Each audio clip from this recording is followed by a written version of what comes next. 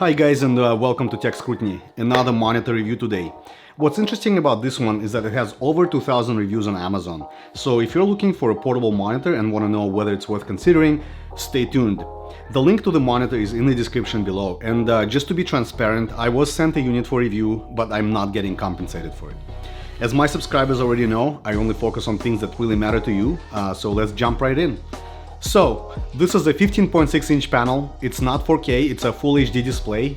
It may not be that big of a deal because most people probably won't need the 4K resolution.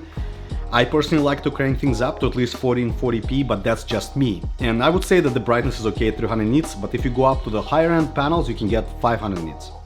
You will also have to pay for this though, probably about $100 on average.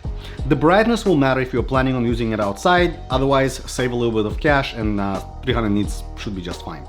Let's briefly run through the key specs. As I mentioned, this is a full HD IPS panel with a refresh rate of 60 Hz.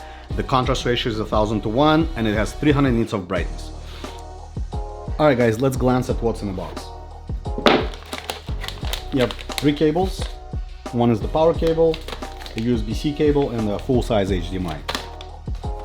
Here's your little manual and your power brick, and that's pretty much it. And the monitor, of course. Alright guys, let's look at the monitor itself in more detail. So it comes with this nice magnetic cover. You can just take it off right there. It has VESA mounting holes, so you can mount it as a second monitor. And then let's look at the input-output options. So here are your menu buttons, so you can adjust brightness, contrast, etc. And this is a micro USB port right here. On the other side, we have a full-size HDMI port, a display port, and a couple USB-C ports. One of the USB-C ports is used for power, and another one you can use to connect to a computer. It has an audio jack, and then it also has a couple speakers as well. They're not the best, but you know, it's better than nothing. Anyway, here you go. So now let's look at the picture quality on this. Alright guys, so what we're looking at here is a 60 frames per second HDR video. I have my Fire Stick hooked up to it, so let's take a look. As you can see, the colors are pretty bright and nice. The picture is sharp. I have my brightness set to 100%, so this is what you're basically going to get at the max brightness level. So not too bad, not too bad.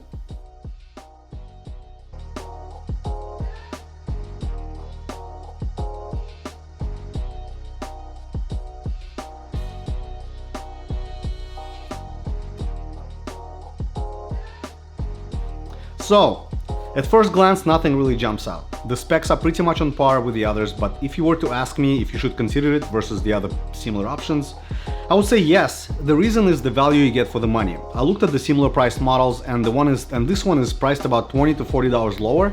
I also suspect that's the reason why it has the most reviews, and by the way, most are close to 5 stars. Now, if you're looking for a top-of-the-line portable monitor, this one is not it. I reviewed the QLED monitor a while back, and that would be my top pick. And that's the one that you see on your screen right now, so if you want to watch that review, click on that video. And don't forget to like this video and subscribe to my channel. Thank you guys.